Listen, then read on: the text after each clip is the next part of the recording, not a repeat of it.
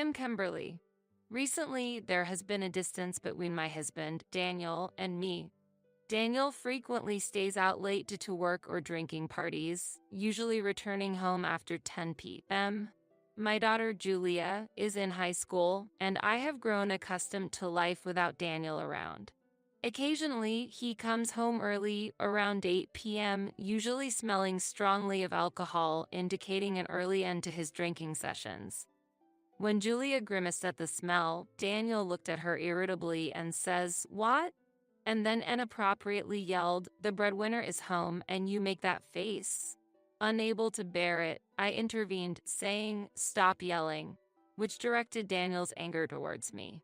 He glared at me and said, "It's because of your lack of discipline that our daughter has become so insolent. Teach her to respect her father at least," and stormed off to the bath. After he left, Julia snorted and said, "I don't respect him because he's not respectable," and sticked her tongue out towards the bathroom. I let out a deep sigh. Until Julia finished elementary school, Daniel watched over her with affection. However, it seems that at some point, Julia became a nuisance to Daniel. Even during her elementary years, while showing affection, he did not actually take care of her, leaving all housework and childcare to me. "Mom, you should just divorce him. If you do, he won't bother me anymore and you won't have to hear his nonsense," said Julia, my own daughter. I too wish to leave him, but I feel that I should wait until Julia graduates from high school. However, sensing my thoughts, Julia clearly stated, "Don't use me as a reason not to divorce. I don't want to think of him as my father, and I don't want to see you enduring for my sake." Realizing that avoiding divorce because of Julia is the same as telling her, "I can't divorce because of you," I immediately reflected on my thoughts. Then, I started researching divorce on the internet. This led me to also suspect Daniel of infidelity. When I came across signs that a husband might be cheating, most of them seemed to apply to Daniel. Daniel's return home has clearly become later than before. His interest in Julia and me has waned, and he always keeps his smartphone close. Witnessing these changes, doubts began to grow in my mind that Daniel might be more interested in someone else than in our family. This suspicion became a focus before considering divorce, concentrating on his possible infidelity. Fortunately, I have savings from before we were married, which allowed me to afford a detective agency to investigate Daniel's actions. I have not shared my suspicions with Julia, as I was not sure if Daniel was indeed having an affair. If it turned out he was not, it wouldn't necessarily worry her. However, just a month after deciding to have Daniel's actions investigated, and on the eve of receiving the final report from the detective, Daniel came home late from another drinking party. Unexpectedly, Julia said to me, "Mom, I think Dad is having an affair." I was surprised that Daniel's actions had become suspicious enough for Julia to notice, despite already having a scheduled meeting with the detective and being on the verge of confirming my suspicions. This situation signified a potential serious rift in our family bonds, a grave situation for me. Why do you think so? When I wondered how Julia came to know about her father's affair, she answered nervously, choosing her words carefully. "Well, it was last Saturday. I was at the shopping mall with a friend. That's when I saw Dad with another woman." Indeed, Julia had gone out that Saturday, and Daniel had left the house saying some work came up while Julia was out. But his work turned out to be time spent at the shopping center. "Was it just the two of them?" I asked, to which Julia nodded her head. "I saw them coming out of the movie theater. They were holding hands, eating ice cream together afterward. They definitely looked like a couple." "I see. Leave the rest to me," I said, trying to calm Julia down. My own daughter had witnessed her father's infidelity firsthand. And sadly, the misfortune continued thereafter. After hearing the detailed report on Daniel's infidelity from the investigator the next day, I returned home to find Julia in tears. Unexpectedly, Daniel, who usually doesn't come home until around 10 p.m., was already at home. Upon seeing me, he immediately exclaimed, "I intend to divorce you." It's because you can't properly raise our daughter and are having an affair with another man. It's only natural for me to leave you, right? I couldn't grasp the meaning of his words immediately. However, seeing Julia crying after receiving harsh words from him, I quickly went to her and confronted Daniel. What infidelity are you talking about? What do you want to accomplish by making our daughter cry? Her beloved mother has been dating men other than her husband during the day, so I told her that it's morally wrong. When she retorted that I was the one who's unacceptable as a person, I scolded her and fulfilled my duty as a father, he said. Julia's cheeks were red. I couldn't stay in that place any longer. Feeling this, I hugged Julia tightly while Daniel looked on smugly. You have 3 days to leave this house. Once the deadline passes, I will use whatever means necessary to drive you out of this house. Be prepared for that, he declared forcefully. His voice was full of confidence, knowing well that we couldn't physically oppose him. He swung his arms with more vigor, laughed unpleasantly, and left the house. Left behind, Julia, with tears in her eyes, suggested, "We have to tell Grandma and Grandpa right away." She was referring to Daniel's parents, my in-laws. I have a relatively good relationship with them, and they have always adored Julia deeply since she was born. It's easy to imagine how furious they would be if they learned that Julia had been harmed by Daniel. Julia intuitively understood this fact and decided that we should act immediately. So, I quickly contacted my in-laws, asking them to come to our house as soon as possible without Daniel knowing. They promised to rush over after hearing about our urgent situation. When they arrived and saw Julia's tear-streaked, reddened cheeks, they were shocked. Such a thing. "Who did this to Julia?" they exclaimed. When my mother-in-law asked, Julia, holding back tears, answered, "Dad did. He said he saw Mom meeting with another man during the day and called Mom a bad woman for having an affair. When I denied it, such a thing." My in-laws were astonished and started to take care of Julia alongside me, eager to hear the full story from me. I honestly told them that I suspected Daniel might be having an affair and had hired a detective agency to investigate. The man I met that afternoon was the investigator giving me the report on the infidelity. And Daniel. My father-in-law continued. Actually, it seems Daniel is currently involved with 3 women. One of them is a coworker whom he meets on Mondays and Wednesdays. Another is a college student whom he meets on Tuesdays, Fridays, and Sundays. The last woman is a married childhood friend whom he meets on Thursdays and Saturdays, I revealed. Hearing this, my in-laws were dumbstruck, gripping their heads in disbelief. While they considered the possibility of Daniel cheating, they never imagined he would be involved with 3 women simultaneously. Julia said, "I saw Dad on Saturday, arm in arm with a woman I didn't recognize. So, I knew Dad was involved with someone else." Neither Julia nor I could have imagined that Daniel was cheating with 3 women. When I received the report, I was so shocked that I lost my words. I received the report at a cafe, and it seems Daniel himself or someone he knows witnessed this and misunderstood it as me having an affair. Yet, for him to suspect his wife of infidelity, react violently, and lash out at an innocent daughter. I intend to divorce Daniel. Of course, I will take custody of Julia. I cannot leave her with someone who hurts her. That's... My in-laws' expression stiffened for a moment at the thought of not being able to see their granddaughter freely if the divorce went through and I took custody. However, they quickly showed understanding. So, Julia would be happier with her mother than her father. She's in high school and old enough to choose which parent she wants to live with. Let her do as she wishes, they kindly said. Perhaps they realized that their son was incapable of raising Julia properly. At that point, I shared a certain fact with my in-laws. After telling my in-laws that Daniel had ordered Julia and me to leave the house, they exchanged looks and sighed deeply. "We are truly sorry. We are ashamed of our son," they said, bowing their heads in apology. "No, it's not your fault. It's just that he has gone mad because of his affairs. It has nothing to do with you." I comforted them, shaking my head.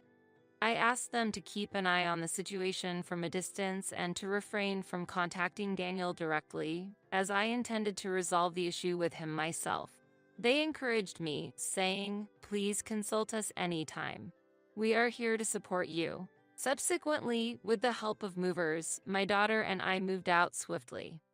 Since my parents' home is far away and Julia has her high school, we decided to rent a short-stay apartment near her school.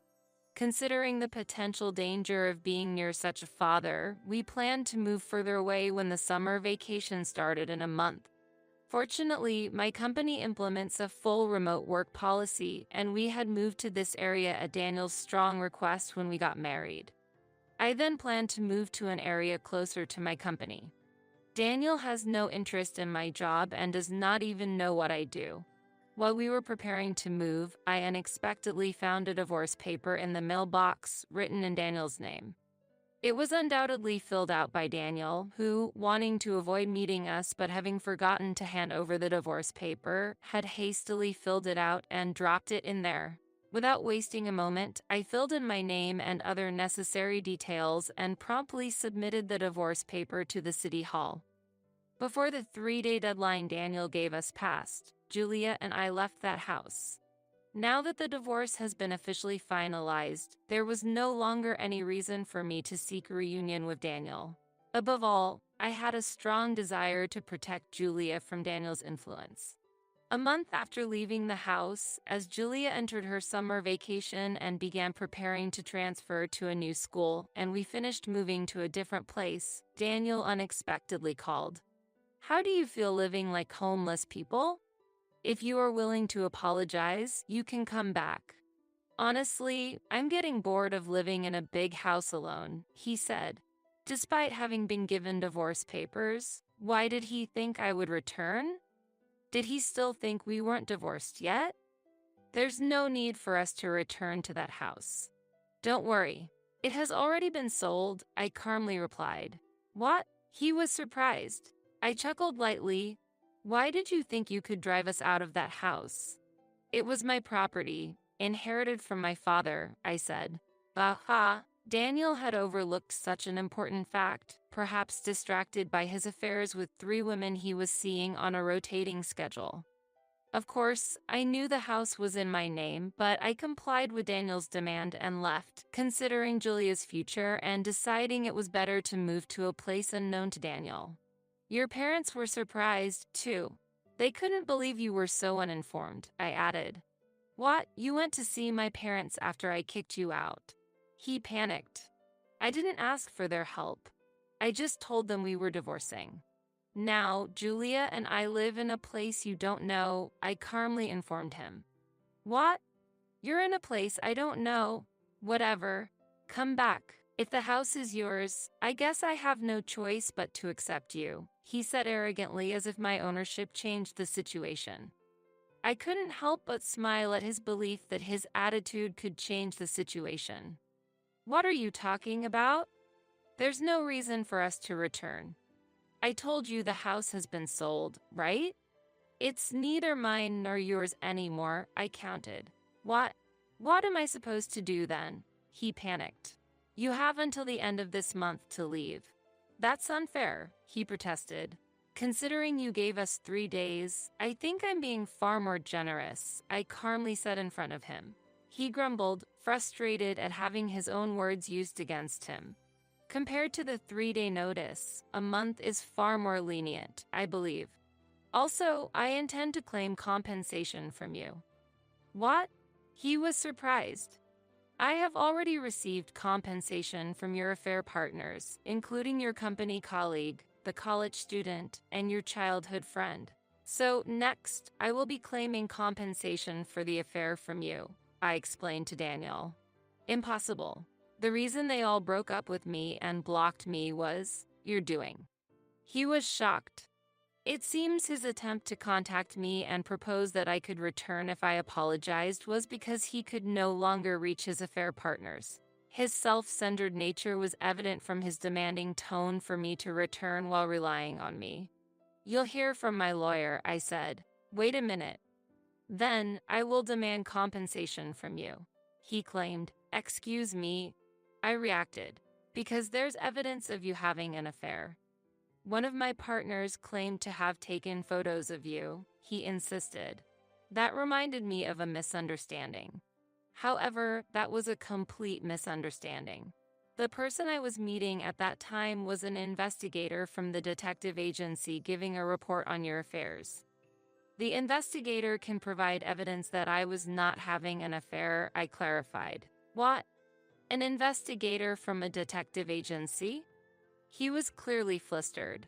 That's unfair, he protested. He then realized his trump card against me was worthless and that he was no match for me. Yet, he declared he would not yield to my demands. I will never pay. Neither compensation nor child support for Julia. He defied. However, such claims had no impact on me. Even if you refuse to pay, it's not a problem. I can directly contact your employer and request a deduction from your salary, I calmly replied. To my employer. He was astonished. As one of the people you had an affair with is a coworker, it's only natural to report to your workplace.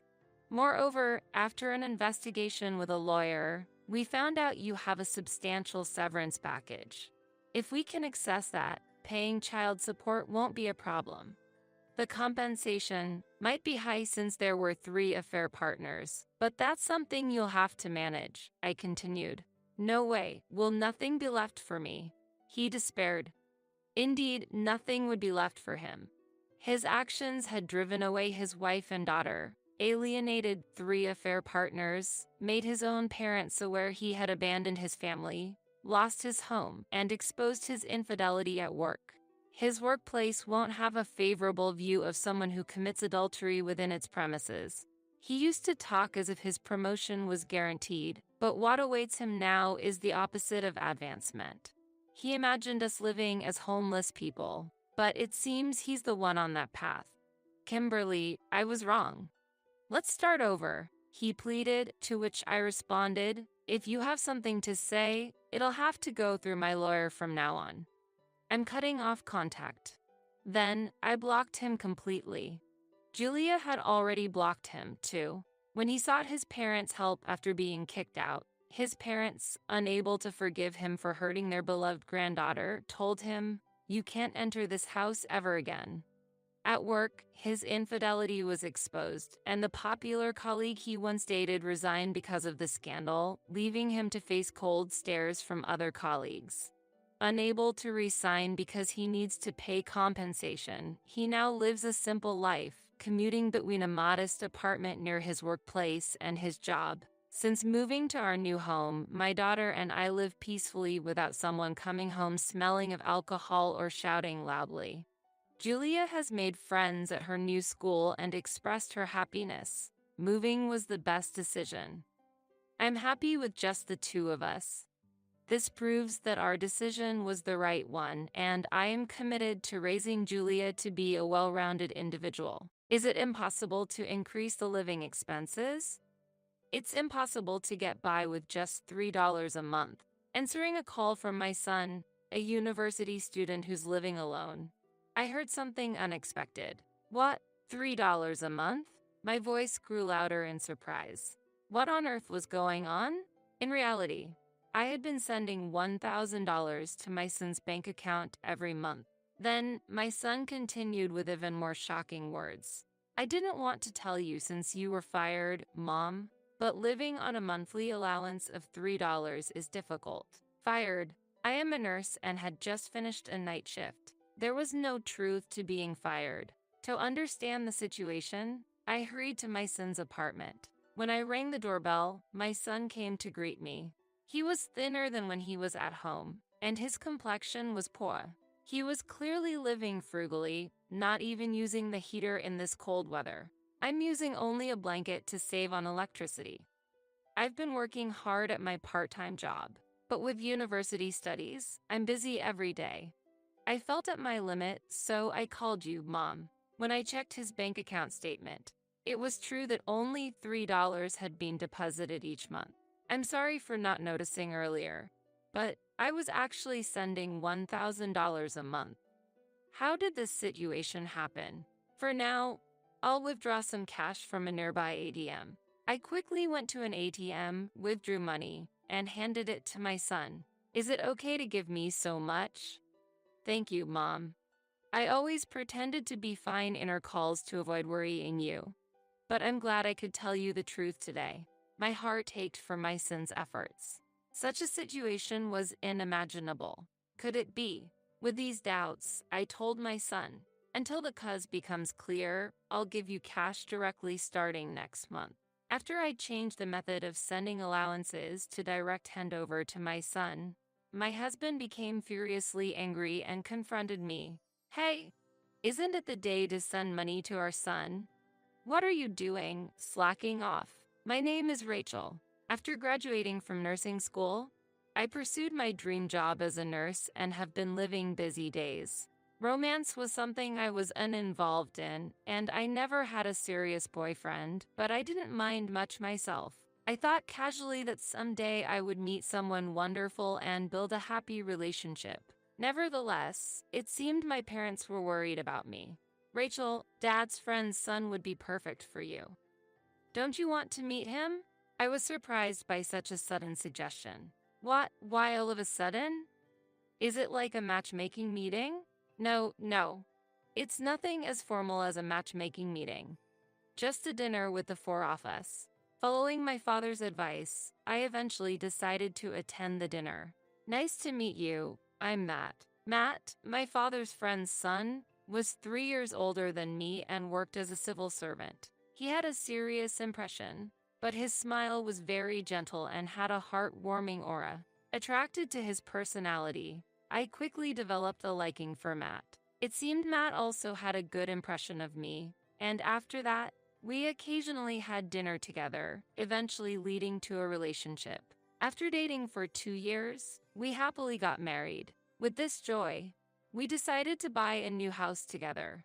For me, who had been away from romance for a long time, meeting Matt felt like fate. My father, too, was surprised and overjoyed by the deepening of our relationship, even shedding tears at our wedding. His tears of joy made our happiness even more special. Our marriage brought many blessings from friends and relatives, filling the start of our new life with warm messages of celebration. Not long after beginning our happy married life, I discovered I was pregnant, bringing even more joy to our family. I decided to take maternity leave and parental leave. In our family, a healthy baby boy was born, and we named him Nick. Nick grew up energetically, and every time we witnessed his growth, our happiness only increased. Matt was a wonderful father. Even on days when he came home exhausted, he always actively participated in housework and childcare. I deeply appreciated and felt love for his efforts. Matt, I truly appreciate your help with the household chores. What are you talking about? This is nothing. We are a couple, after all. Matt always replied with a kind smile. Every time I saw his warm smile, I felt my love for him deeply. When Nick turned 1 year old, I returned to my job as a nurse, taking a new step in balancing work and family. We took turns dropping off and picking up Nick from daycare, working together and spending our days cooperatively. Time passed and Nick became a senior in high school. I turned 47 and Matt reached the milestone of 50. Nick, I've prepared sandwiches for a late-night snack. Have some whenever you want, I said, bringing the snack to his room as usual. Thanks, Mom. Sandwiches, that's great. Your snacks give me the energy to study late into the night, Nick said, pausing his studies to smile and express his gratitude. He's always been such an honest and good boy, and I am deeply grateful for a son like him. He was preparing for university entrance exams, aiming for a college outside our state. If he passed, he would start living alone from spring, leaving our home. It's sad, but it's the path Nick chose. We decided to support him with all our might. And finally, the day of the exam arrived. I'm off, Dad, Mom. Nick cheerfully greeted at the entrance, his face slightly tense as he stepped outside. Do your best, Nick. I'm sure you'll be fine. I encouraged him. Keep calm and tackle the questions. You can do it. Matt also cheered him on. Hearing our words, Nick nodded firmly and headed for the examination venue. Ultimately, Nick successfully passed his preferred university. Congratulations, Nick. It's sad to see you leave home, but I'm so happy you passed. I congratulated him. Well done, Nick. You are our pride. Matt also expressed his joy. We celebrated his university acceptance with a lavish feast, sharing in Nick's happiness. Thank you, Mom, Dad. I couldn't have come this far without the two of you. I'll give it my all at university, too. Nick expressed his gratitude. Thus, Nick was set to start living alone in a different state from Autumn. To support Nick's tuition and living expenses, I started doing more night shifts to earn the extra allowance. I was managing the household finances and had decided to send Nick $1,000 every month.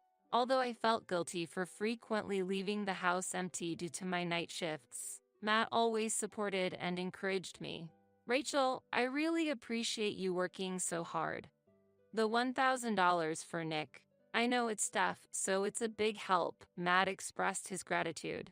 Thank you for always being there for me. I can keep going because you're with me, I replied. Thanks to Matt actively taking care of cooking and household chores, I could concentrate on my work. September came, and Nick moved into the apartment we had chosen together, and the remittances began. I transferred $1,000 to Nick's bank account every month.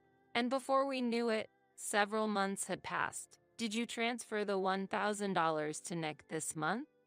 You didn't forget, did you? Of course, I transferred it properly.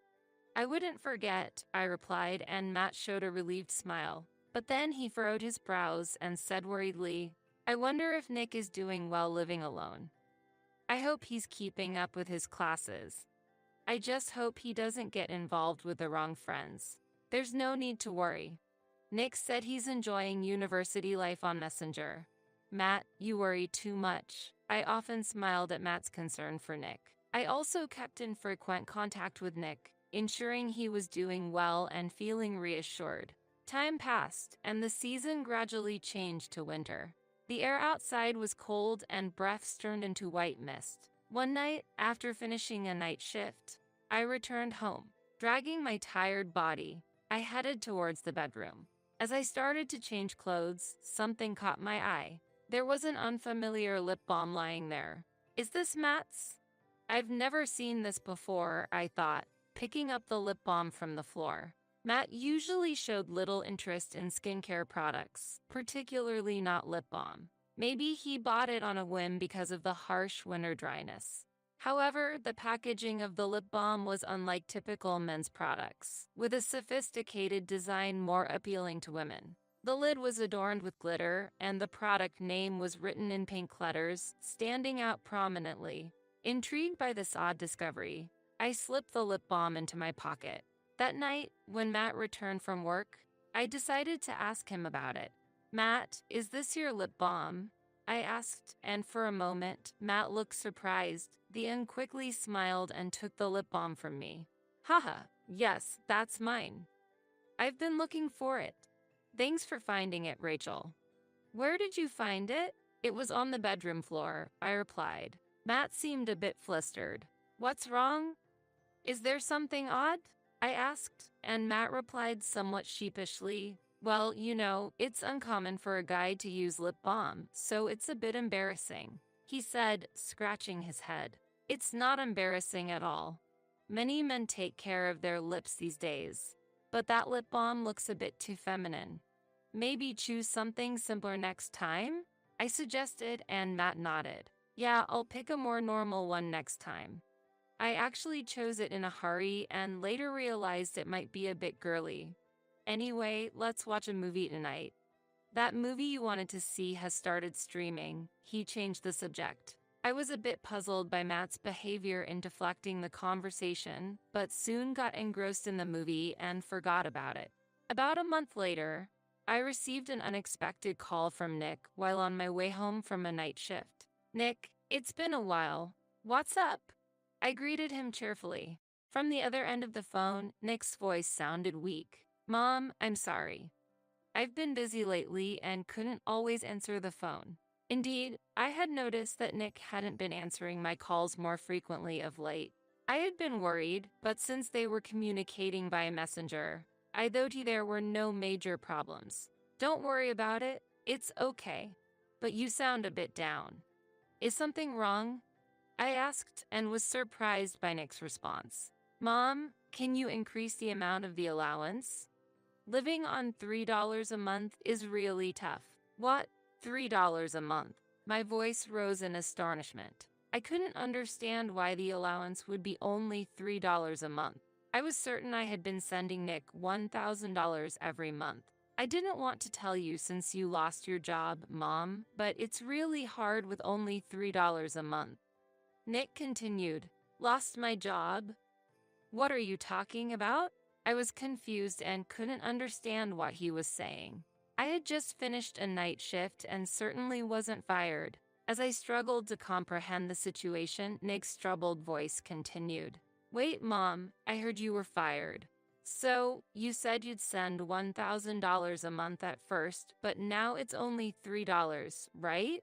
What are you talking about? Anyway, I'm coming over to your place right now. Okay, I'll be waiting.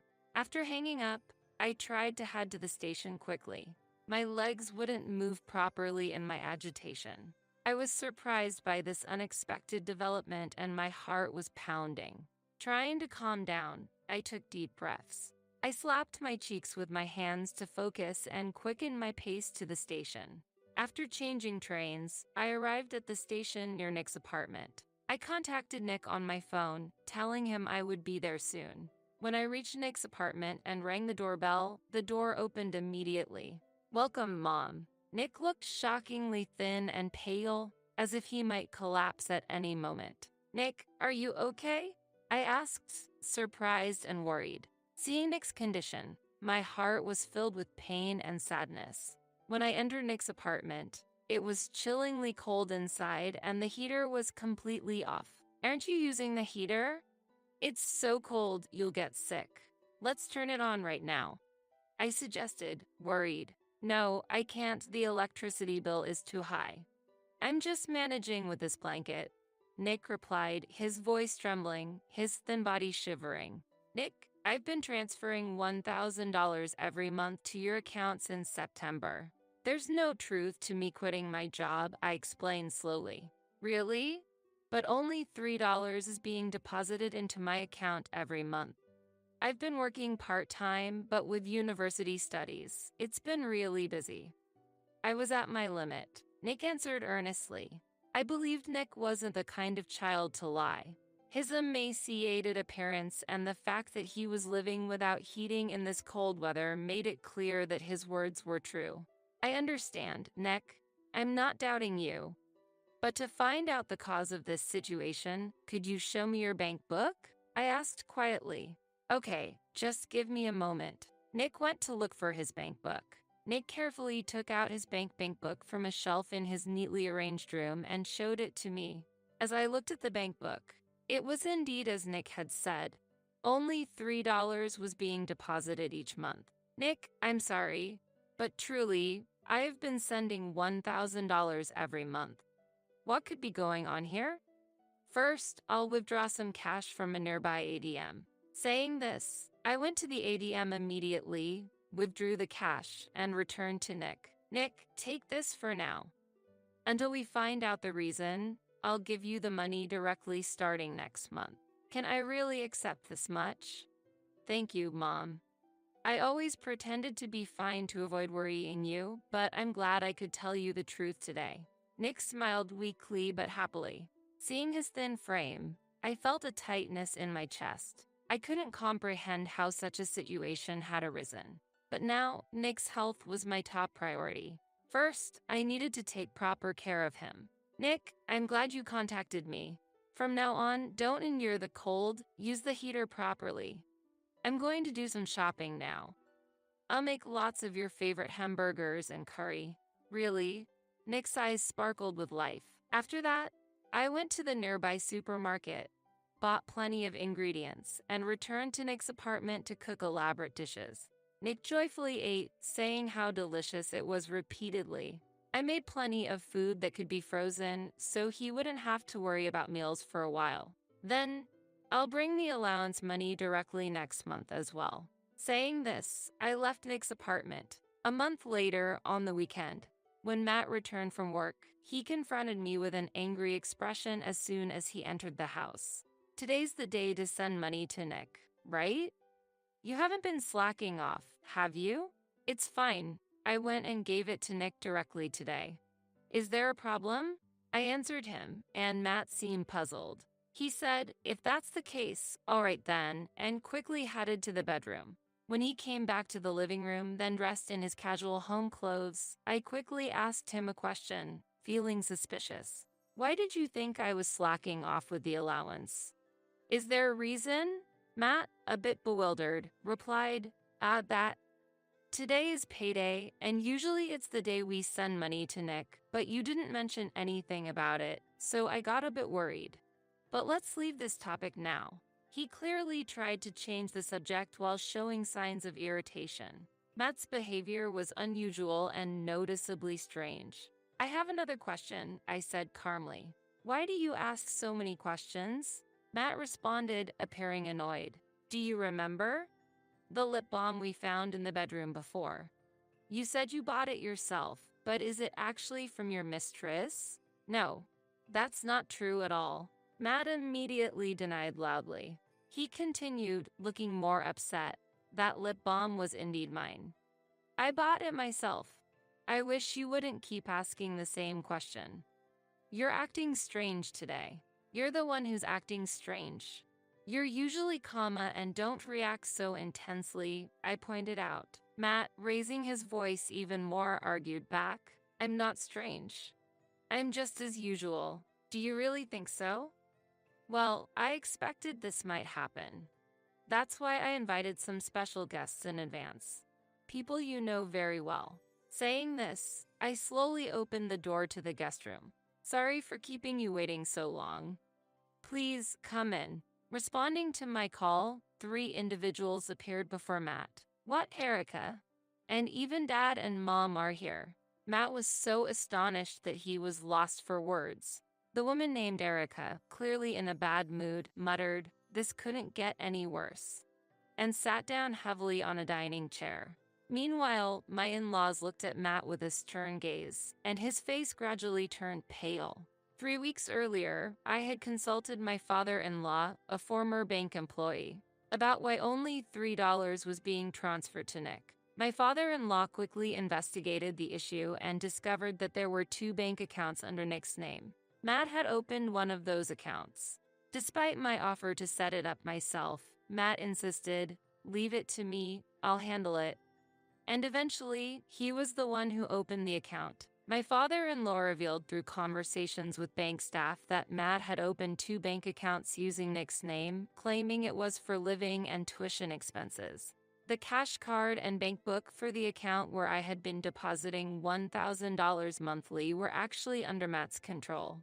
"I'll manage one of the accounts, so leave the card and book to me," he had insisted, possibly taking them from Nick. Then, Matt withdrew the $1,000 deposited by me every month from that account for his own use.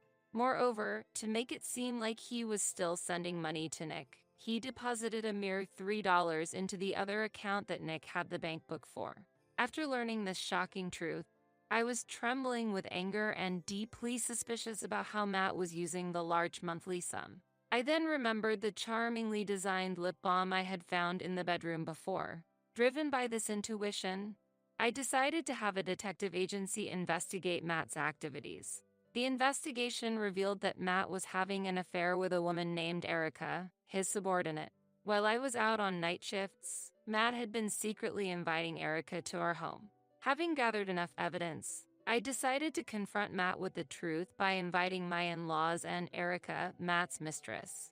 "Matt, you must be aware, but your misconduct has already been exposed," I told him sternly, and Matt's face turned ashen, his lips trembling slightly. "All the $1,000 sent to Nick each month. You were using it all for Erica, weren't you? How terrible. According to the detective agency's report, you bought Erica an expensive brand necklace. What were you thinking? Matt vehemently protested in response. No, I did buy jewelry, but that's not all. I didn't use all $1,000 just for gifts. Erica's mother was seriously ill and hospitalized for a long time. I was providing financial support for her medical expenses. I was just trying to help someone. Matt claimed. Is that true, Erica? About your mother being sick? Please be aware that lying won't help, as it will eventually be revealed. Can you tell us the truth? When I asked Erica, she was silent for a moment and then reacted with a bit of anger. That's a lie. All of it. My mom is healthy and working on the farm in the countryside every day. The story about her being sick is all made up. Hearing this, Matt shouted, trembling with anger. What? You lied to me? I can't believe it. Do you know how much money I've been giving you? Erica, without any sign of remorse, laughed mockingly. Ha, you're a fool for being deceived. I thought I had found a good cash cow, but it's over now. I thought I could milk you for longer, but I miscalculated. Such a shame. A cash cow. You said you loved me. Was that all a lie, too? Your feelings for me weren't real. You do love me, don't you? Matt was confused, angry, and seemed to forget that I and his parents were present. It was extremely unpleasant for me to see my husband cling to a younger woman in such a pathetic manner. It was embarrassing, pitiful, and above all, deeply unsettling. Suppressing my disgust, I confronted the situation. Just think about it. How could a young and attractive woman like me really love a middle-aged man like you, Matt? It's laughable. Do you even realize your own worth? Look in the mirror and face reality. Erica burst into mocking laughter. Although Erica's words might be true, her brazen attitude infuriated me. To think such a thing. In response to a shocked Matt, I presented him with 3 documents. The first was the bank transaction history, the second, conclusive evidence photos of the affair, and the third, a divorce form. A divorce form. Wait, are we really getting divorced? Matt was shocked, ignoring the first 2 documents and focusing on the divorce form. Of course. How can I continue married life with a man who wastes his son's allowance? But I didn't intend to get divorced. This situation is a separate issue. Matt mumbled some excuse. I exploded in anger at Matt's ridiculous remarks. I can't believe this. You have an affair and yet you think we wouldn't get divorced? And how you treated Nick is unforgivable. What kind of parent are you? Did you really think he could live on $3 a month? Nick has been working hard at part-time jobs, scrimping and saving, becoming skin and bones. He couldn't even properly use the heater. You're terrible. Sign the divorce form now. I do feel sorry for Nick. When I heard Erica's mother was sick, and with all her demands, I desperately needed money. Matt weakly tried to justify himself. That's when my father-in-law delivered a powerful blow to Matt. With a short cry of ah, Matt collapsed, and his father's angry voice boomed. You stupid son. Sign the divorce form, as Rachel says, right now. Dazed, Matt faced me, and I firmly stated, of course, I'll be demanding compensation. I'll add up all the money you wasted, too. Compensation. You can't be serious. Matt was shocked and exclaimed. And Erica, I will also demand payment of compensation from you, so be prepared. I said that to Erica, and her face turned pale, beginning to panic. Wait a minute. Why should I pay compensation? I can't pay. Why should you pay? Because you were involved in an affair with a married person. I have the right to demand compensation from you, and I will make sure you pay it. When I responded calmly, Erica, glaring at Matt, said, Matt, you have to pay for me too. I don't have any money. I spend all my salary on cosmetics, clothes, and bags. I have no savings. Nonsense. I don't have any money either. You took everything. If you hadn't deceived me, none of this would have happened. You're just a devil, Matt yelled. As the two argued, Matt suddenly turned to me, pleading, Rachel, please, spare me the compensation. I'll agree to the divorce, just drop the compensation claim, please. I really have nothing. Look, we've supported each other until now. Tears streaming down his face, Matt appealed, but I felt only revulsion. My love for Matt had vanished the moment I learned he had been spending Nick's allowance on his affair. If you resist any further, I'll double the compensation. Sign the divorce form now. I'll properly claim the compensation later, I stated resolutely, and Matt, realizing my determination, signed the divorce form. I've signed it. Are you happy now? Matt said in a weak voice, handing over the divorce form. Yes, thank you. Now, please leave immediately. What? Do I have to leave? Matt was surprised. Of course, we're getting divorced. We can't live together anymore. You need to take responsibility. Erica, please leave quickly too. After I sternly expelled Matt and Erica from the house, my in-laws repeatedly apologized for their son's misdeeds. But they were not at fault. I was full of gratitude for my father-in-law, whose efforts uncovered Matt's wrongdoings. After expressing my sincere thanks to my in-laws, I headed to the municipal office and submitted the divorce papers, thereby ending my marriage to Matt. Subsequently, through a lawyer, I made compensation claims against Matt and Erica. Despite their civil servant status, they had been openly dating and there had been rumors of their affair for some time. As a result of the compensation claim, they both became mentally strained, increasing mistakes at work, leading to demotion to less significant positions, and unable to bear the cold treatment from colleagues. Erica chose to resign. Matt, disowned by his parents, is now leading a tough life in a modest apartment, paying compensation to me. Erica, though her parents paid the compensation, had to return to her parents' rural home in exchange. She ended up helping with farm work at home, living a life without freedom under the strict supervision of her parents. I received apologies from Erica's parents over the phone and was informed in detail about Erica's current situation. They said they are keeping a strict watch on her to prevent her from causing any more trouble. For myself, I decided to sell my home and move to a place closer to my son Nick's apartment. Nick and I often meet and keep each other updated about our lives. I informed Nick about the divorce with Matt over the phone on the same day. Nick couldn't believe that Matt had lied about me losing my job and only being able to send $3 a month. When I told him the truth, he was deeply shocked. Could it be a mistake? Dad, who was always so kind, doing something like that? Nick said, his voice trembling.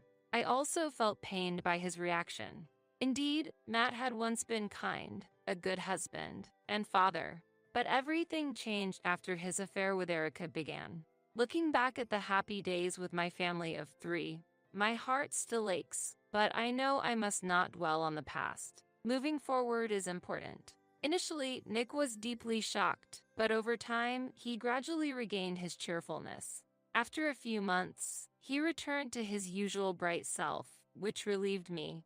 Time passed, and Nick finally graduated from university and secured a job at a well-known company, marking the end of my role in raising him. I continue to work as a nurse and plan to continue in this profession for as long as my health permits. I still maintain a good relationship with my in-laws, who celebrated Nick's graduation. I intend to continue living a fulfilling life, both in my career and personal life.